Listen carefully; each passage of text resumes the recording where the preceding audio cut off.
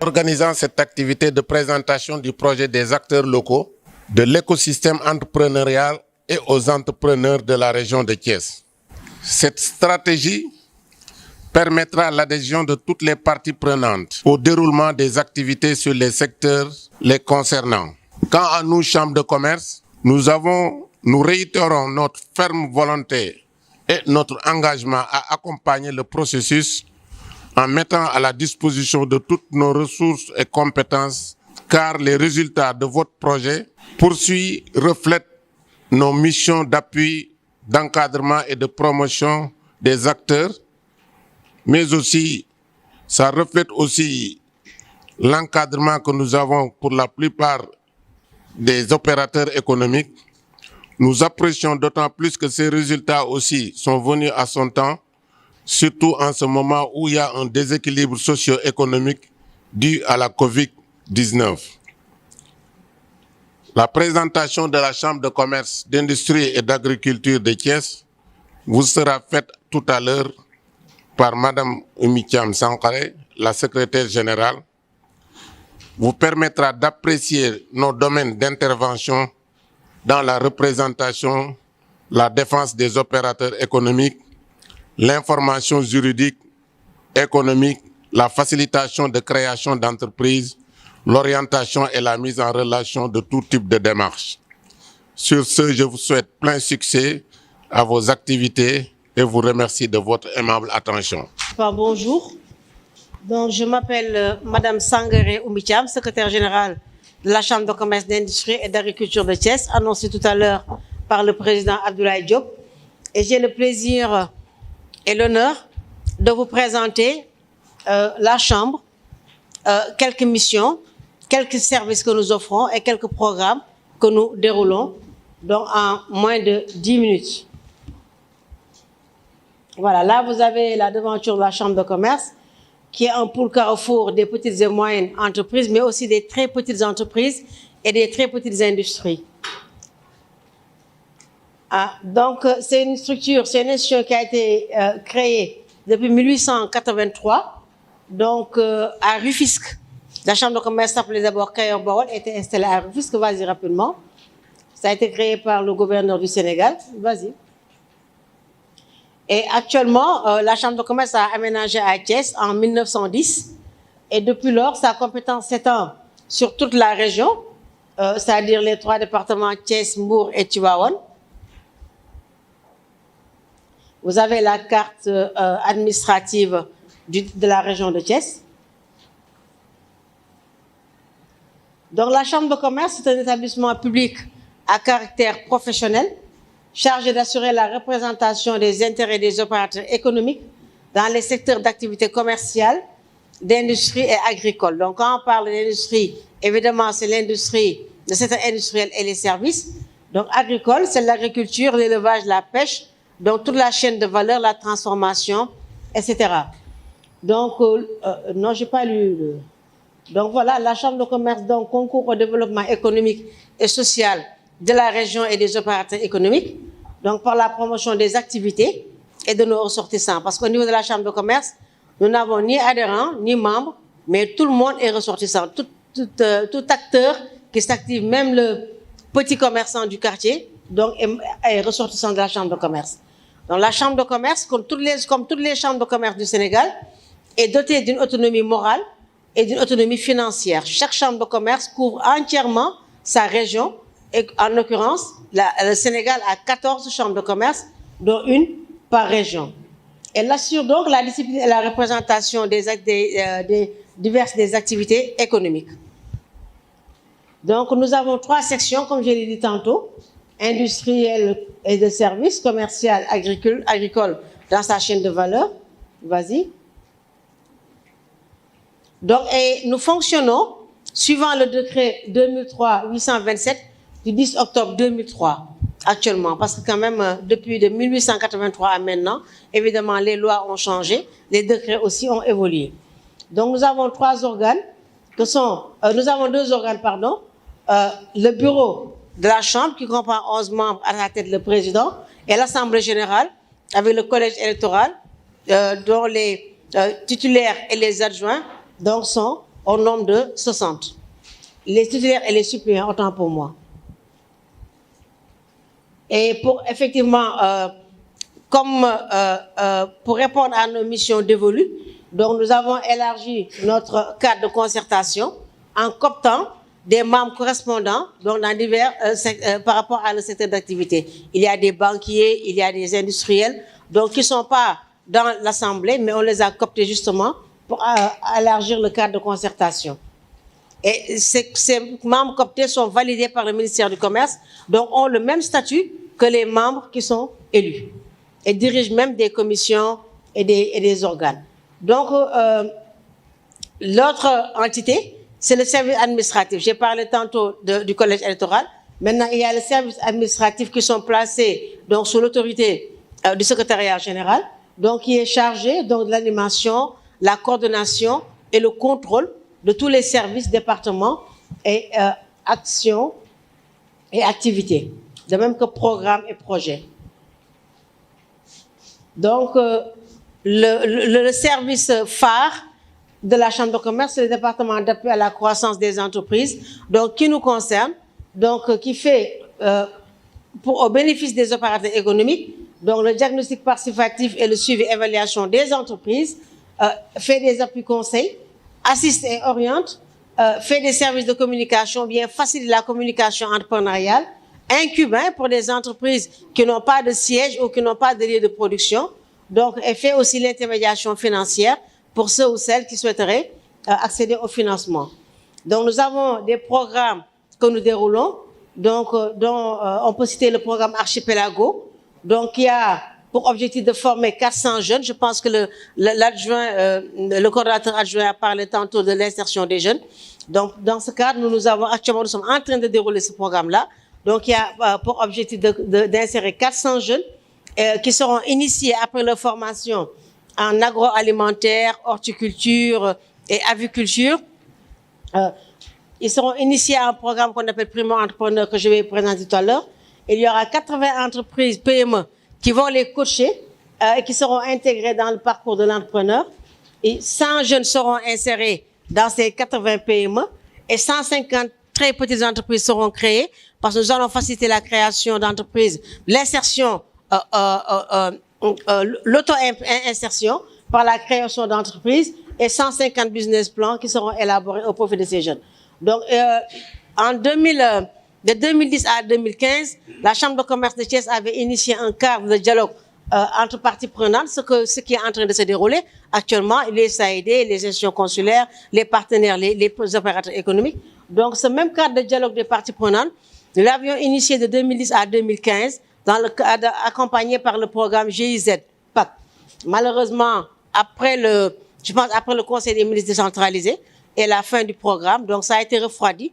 Et là, nous envisageons de relancer justement ce cadre de dialogue entre parties prenantes, vraiment qui avait réussi à régler beaucoup de problèmes entre acteurs. Et avait réussi aussi vraiment à susciter le partenariat et à faire connaître les services et même à faire des mises en relation directes entre certaines institutions financières, donc et les petites et moyennes entreprises. Nous envisageons, nous avons déjà commencé d'ailleurs, des caravanes de sensibilisation sur la migration, parce que tout le monde connaît actuellement le phénomène de la migration et ses malheurs. Donc, il y a une association de migrants de retour que l'on a capté dans le cadre du programme qui est en train de faire des caravanes de sensibilisation pour montrer leurs exemples. La migration, c'est pas mal, mais quand même, il faut savoir revenir et effectivement passer par là, par les bonnes voies. Il y a aussi un compagnonnage consulaire qui est mis en œuvre entre la Chambre de commerce des Côtes d'Armor qui se trouve en Bretagne et la Chambre de commerce d'industrie et d'agriculture de Thiès. L'objectif ici, c'est vraiment de nous accompagner à ce que nous faisons beaucoup d'activités, mais maintenant, ce que nous souhaitons, c'est que nos activités aient des résultats avec une gestion axée sur les résultats. Qu'on n'aille pas comme ça au pif, mais pour chaque activité, qui ait des indicateurs donc de résultats. Donc maintenant aussi, il est prévu un voyage d'études pour les ressources humaines qui doivent aller normalement chez nos partenaires pour se ressourcer, faire un voyage benchmark pour voir ce qui se passe là-bas et à pouvoir adopter les bonnes pratiques. Il est prévu aussi une mission économique que nos opérateurs économiques, si le Covid veut bien repartir là d'où il vient, donc que nos opérateurs économiques de Thiès aillent en Grande-Bretagne quand même pouvoir coopter des partenaires. Slide.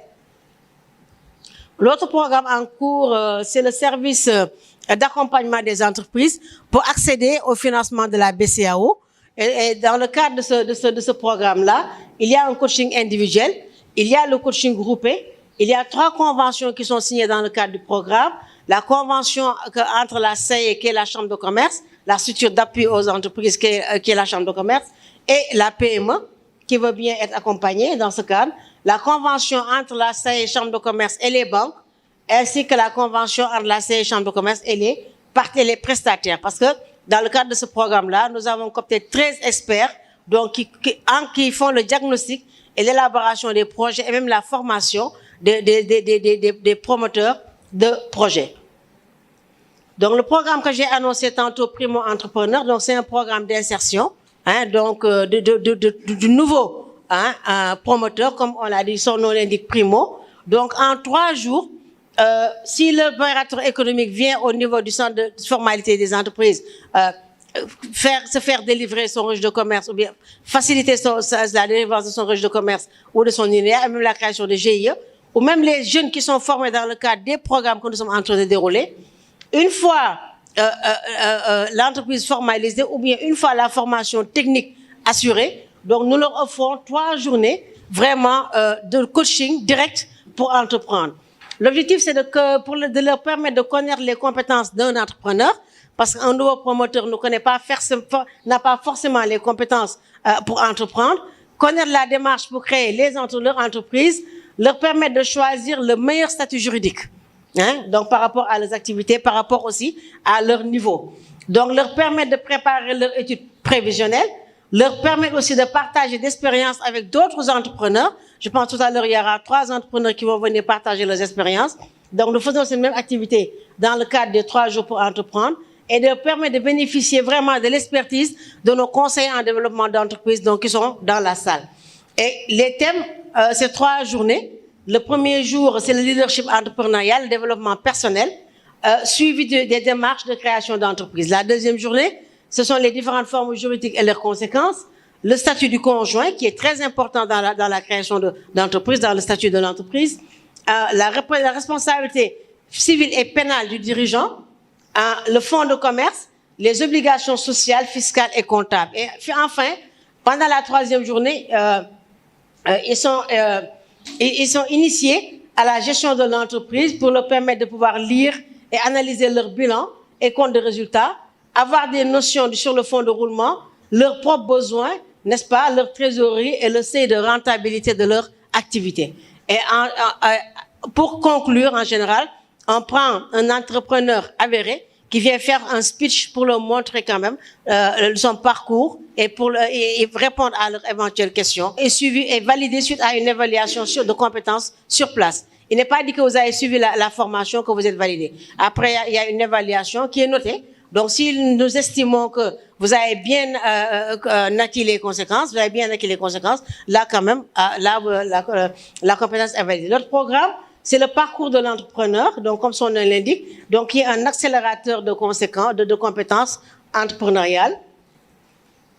C'est une réponse concrète aux besoins de mise à niveau de l'entrepreneur, si vous voulez, ou bien du porteur de projet, en quête de capacité entrepreneuriale améliorée. C'est la suite du parcours. Là, c'est la consolidation. Donc, le dispositif d'accompagnement aussi pour la construction et la mise en œuvre d'un projet bien orienté, n'est-ce pas? La position aussi, le positionnement du rôle de porteur de projet comme manager. Parce que quand on est porteur de projet, on est d'office, manager, et tout le monde tend à être un top manager.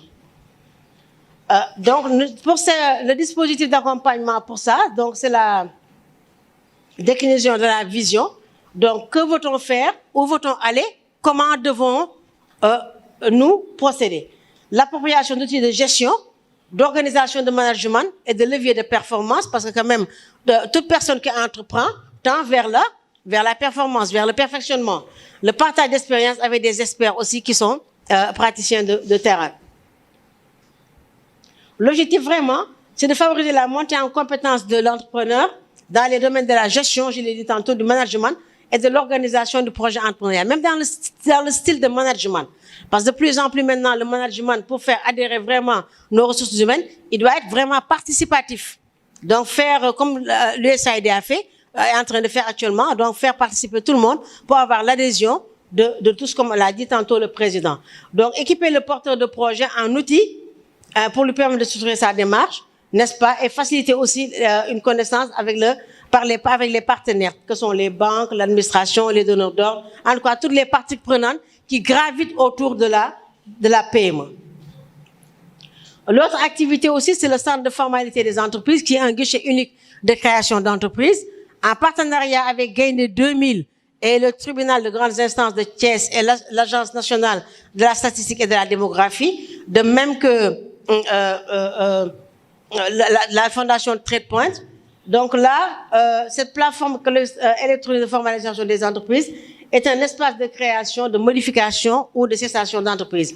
Donc, grâce à cette plateforme-là, à ce guichet, nous facilitons les démarches pour l'obtention de registres de commerce, aussi bien pour les locaux que pour les étrangers, la délivrance de cartes commerçants, cartes import-export, le renouvellement de la carte, le GIE, groupement d'intérêt économique, la délivrance du NINEA, la constitution d'entreprise, en tout cas, le renouvellement du permis de conduire international, donc pour nos ressortissants qui sont à l'étranger, donc la carte marieur, les dossiers d'association, etc., contrat de location, démarche pour agrément, donc succursale, coopérative. En tout cas, nous facilitons tout ça, et même plus. Donc, l'autre programme, c'est le programme Bourse de fret, donc en partenariat avec le COSEC, donc qui est une plateforme électronique de mise en relation entre les chargeurs et les commerçants. Vas-y. Donc, l'objectif, c'est de vraiment d'identifier les chargeurs, les commerçants, les agriculteurs, les opérateurs économiques et les propriétaires de camions. Donc, qui permet d'identifier où se trouve la marchandise, à quel endroit, et ça permet vraiment de faciliter les allers et les retours. Les camions ont des commandes fermes avant de bouger à l'aller comme au retour. Et ça permet de faire des économies, ça permet de mutualiser et d'aller beaucoup plus vite, n'est-ce pas? Donc, nous sommes point focal du programme du suivi de lauréat de Business Academy avec l'ADPME, le PDTE et l'APIX. Donc, nous sommes actuellement point focal du programme de résilience P2R. Et là aussi, j'en profite pour lancer un appel pour vous demander de venir prendre vos fiches d'adhésion, de les remplir et de les déposer avec le registre de commerce et le NINEA, parce que la date limite, c'est le 21, et c'est un programme de subvention, vraiment, post-Covid. Nous sommes aussi un point focal de l'ONG SACO Canada. Donc, nos partenaires sont le COSEC, SACO, la Chambre de métier, les chambres de commerce, les chambres consulaires du Sénégal et du Maroc, l'ADPME, des banques, hein, la coopération allemande, l'APIX, donc les ONG, il y a ENDA, ECOPOP et GRAFSAEL, l'ARD, donc le programme sénégalais de l'emploi des jeunes à travers le réseau Vitagro, InTouch, donc qui facilite la formalisation des jeunes bénéficiaires de la DER, donc le consortium de partenaires d'exécution du projet Tech Jigen, qui est un programme d'encadrement de la Fédération des professionnels de l'agroalimentaire, donc l'ISEP, l'Université de Thiès, la BND, etc. Vas-y rapidement, j'ai épuisé mon temps. Donc ça, ce sont les missions, tu peux sauter. Voilà. Même pas 30 secondes. Ici, là, va vite, moi, je termine. C'est juste il reste juste quelques images clés à vous montrer, hein, quelques démonstrations de ce qui se fait ici. Tu appuies rapidement ça. Donc voilà. Donc ça, c'est des ateliers thématiques, formation en entrepreneuriat jeune. C'est des jeunes qui sont maintenant des startups. Donc voilà, ça c'est une exposition des jeunes qu'on a eu à former. Et vas-y, dans le cadre de l'insertion des jeunes. Voilà, donc là, et une remise avec des remises d'équipements, parce que quand nous formons, nous faisons tout pour leur donner des outils de démarrage.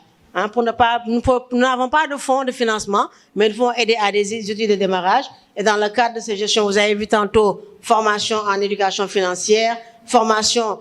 Nous avons pu quand même former des photographes, hein, de la région de Thiès, qui étaient des photographes vraiment de façon archaïque. Maintenant, ils sont digitalisés grâce à une formation qu'on leur a offerte gratuitement au niveau du CESTI. Donc, allez-y, donc ça, c'est des formations que nous donnons. C'est juste des images, donc on a voulu vous montrer, hein, pour faire quelques démonstrations des services que nous offrons. Donc, nous vous remercions de votre aimable attention.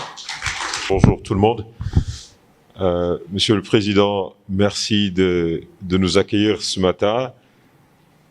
Merci à vous et à toute l'équipe de la Chambre de commerce de Thiès d'avoir facilité l'organisation de cette journée d'information. C'est une journée d'information, n'est-ce pas, que l'USAID, en collaboration avec la Chambre de commerce, a organisé pour informer sur le projet USAID Entrepreneuriat et Investissement qui sera présenté tout à l'heure par mes collègues avec qui je suis là aujourd'hui, du service d'accompagnement des entreprises dirigé par M. Papba et son équipe. Nous voudrions insister sur l'importance de l'organisation de cette journée ici, au sein de la Chambre de commerce. Parce qu'effectivement, la Chambre de commerce joue ce rôle de polarisateur de toute l'activité ou bien toutes les activités économiques au niveau de la région de Thiès. Je crois que c'est ce que nous avons compris chez l'USAID et raison pour laquelle nous avons décidé de nous associer avec la Chambre de commerce, mais vraiment, encore une fois, remercier le Président et son équipe pour la facilitation et en tout cas les orientations lors de la préparation de cette journée-là. Donc nous ne serons pas très longs parce que les présentations qui devront être faites seront faites par mes collègues. Mais en tout cas, sachez que ce programme-là vient de manière générale en réponse aux problèmes de l'emploi des jeunes et des femmes, pas simplement là où on a l'habitude de les voir réglés, c'est-à-dire à Dakar et dans les périphéries, mais dans les régions et dans les zones les plus reculées du Sénégal. Je m'en arrête là et je nous souhaite à tous vraiment une excellente session d'information. Merci beaucoup. Je suis Papba Gan, je suis directeur des services au conseil pour le projet USAID Entrepreneuriat et Investissement. Merci encore une fois à la Chambre, merci aux partenaires qui sont présents dans la salle aujourd'hui. On avait cette idée de dire, avant de faire un lancement national, de faire le tour des régions, de rencontrer les entrepreneurs, les partenaires, les structures qui interviennent dans l'accompagnement pour leur présenter le projet. Et c'est ce qui a fait qu'on a eu ce concept de Jotayu Entrepreneur. Et d'écouter aussi, parce que c'est bien de faire un projet, de dire on va faire ça, mais est-ce que ce que vous allez faire, c'est ce qui est pertinent dans le contexte des régions, sachant que chaque région a ses spécificités. Donc, le prétexte ici, c'est de vous présenter USAID Entrepreneuriat et Investissement avec les composantes, et après d'avoir ce temps d'échange avec vous. Dans la salle, on a des structures d'accompagnement, on a des structures financières qui financent, on a des entrepreneurs aussi. Donc, nous aurons une deuxième partie. Je vais aller rapidement sur la présentation et nous aurons une deuxième partie où nous pourrions échanger. Notez toutes vos questions. Alors, USAID Entrepreneuriat et Investissement, deux mots, entrepreneuriat et investissement, qui sont intrinsèquement liés. On est parti du constat que, chaque année, il y a 300 000 nouveaux diplômés qui arrivent sur le marché de l'emploi au Sénégal. Moins de 20% arrivent à trouver un premier emploi. USAID, dans sa politique d'appui du PAP2A et du PSE, sur une des orientations pour promouvoir l'auto-emploi, s'est dit qu'est-ce qu'il faut faire. Ils ont décidé de lancer ce projet de 5 ans, d'une enveloppe de 14 millions de dollars pour accompagner l'écosystème entrepreneurial. Slide. On a 3 objectifs principalement autour de ce projet. Le premier objectif, c'est faciliter l'accès aux capitaux pour les entreprises. Next. Non, pas slide, pas avant. Oui. Le premier objectif, c'est de faciliter l'accès aux capitaux pour les entreprises. Qui dit PME, entreprise en croissance, entreprise investment ready, start-up, c'est avant même, au-delà des compétences techniques, au-delà d'être préparés, il faut qu'ils aient l'accès, il faut qu'ils puissent avoir l'accès aux capitaux. Ça, c'est le premier objectif de ce projet. Le deuxième objectif, c'est le développement des services, le renforcement du développement des services pour les entrepreneurs en région. Dakar et tout le Sénégal. Quand on dit renforcement du développement des services, c'est tout ce qui est accompagnement. Comment on fait pour que le jeune qui est à Sabodala, pour que le jeune qui est à Sédhiou, pour que le jeune qui est à Marsassoum puisse bénéficier des services d'accompagnement d'une structure qui sait le faire. Ça, c'est notre deuxième objectif. Et enfin, le troisième objectif, c'est développer des partenariats. Et c'est d'ailleurs le prétexte pourquoi, dès le début, on a voulu embarquer tout le monde. Si vous voyez dans la salle, il y a la DER, il y a le bureau de mise à niveau, il y a toutes les structures au niveau de Thiès, l'ISEP, la chambre de commerce qui accompagne. C'est comment on peut, de manière assez intelligente, nouer des partenariats pour ensemble faire plus d'impact. Ce qu'un projet fait, si on arrive à mutualiser nos ressources, on peut faire plus. Donc ça, c'est les 3 objectifs principaux. On passe par quoi? On a 4 piliers fondamentaux dans le cadre de ce projet. Le premier pilier, c'est pouvoir inspirer cette masse de jeunes entrepreneurs qui, soit souvent ont des idées, ne savent pas par où commencer. Donc, il y aura des activités de sensibilisation, pas que sensibilisation, mais il y aura des activités sur cette composante de découverte d'opportunités. Les jeunes, souvent, ils veulent en prendre, mais quand tu leur dis, est-ce que tu sais dans l'agriculture, si tu as 1 hectare, 2 hectares, voici les rendements. Pour le faire, voici ce qu'il faut faire. Ils n'ont pas l'information. Donc, le pilier inspiration va travailler sur des activités pour montrer les opportunités qui existent dans les régions aux jeunes, à cette masse de jeunes qui veulent entreprendre. Et leur montrer aussi des rôles modèles. Parce que dans la salle, on a des entrepreneurs. Dans Thiès, on a des entrepreneurs qui peuvent parler aux jeunes de Thiès. Donc ça, c'est le premier pilier. Pour nous, il nous faut travailler sur des activités qui vont inspirer cette masse de jeunes à vouloir entreprendre. Le deuxième pilier du projet, c'est améliorer le développement des services de compétences pour les entrepreneurs, pour les entreprises globalement. On a dans le cadre de ce projet un réseau d'incubateurs avec lesquels on va travailler. On les appelle les SAI, structures d'appui à l'entrepreneuriat innovant. Ce sont des incubateurs, des accélérateurs, ce sont parfois même des structures qui offrent des services de renforcement de capacité aux entrepreneurs, soit en incubation, pré-incubation, en incubation ou en accélération. On va travailler avec ces structures-là et le projet va identifier des affiliés, des partenaires de mise en œuvre au niveau de ces structures-là dans chaque zone et le projet mettra des ressources pour que ces structures puissent délivrer des services aux entrepreneurs dans ces zones. Ça, c'est notre deuxième pilier. Le troisième pilier maintenant, c'est s'assurer que les entreprises aient accès au financement, soit en crédit bancaire, soit en investissement en equity. Et dans le cadre de ce projet, on a une composante investissement. On va travailler avec la Chambre au niveau de Thiès et les autres acteurs. On va identifier des PME qui ont besoin d'accès à ce financement-là et on va accompagner ces PME vers l'accès à l'investissement. Sur les différents types de mécanismes financiers qui existent. On est en train de discuter avec un certain nombre de partenaires pour voir comment structurer cela.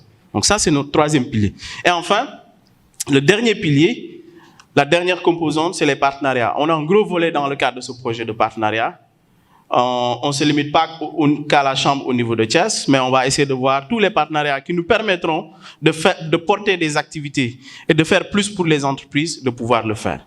Donc voici les 4 piliers, de manière assez ramassée, du projet. Alors maintenant, le projet cible les niveaux d'entreprise différents. Je vais y revenir tout à l'heure. Les régions, c'est les 14 régions du Sénégal. Mais pour l'année 1, on a décidé dans la phase de mise en œuvre de démarrer avec 5 régions, notamment Thiès, Dakar, Thiès, Saint-Louis, Kaolack et Ziguinchor. Nous revenons de Ziguinchor il y a 2 semaines où on a présenté le projet aux acteurs. Thiès est notre deuxième étape. Nous irons à Saint-Louis, nous irons aussi à Kaolack. Et enfin, au mois de février, on fera le lancement officiel à Dakar.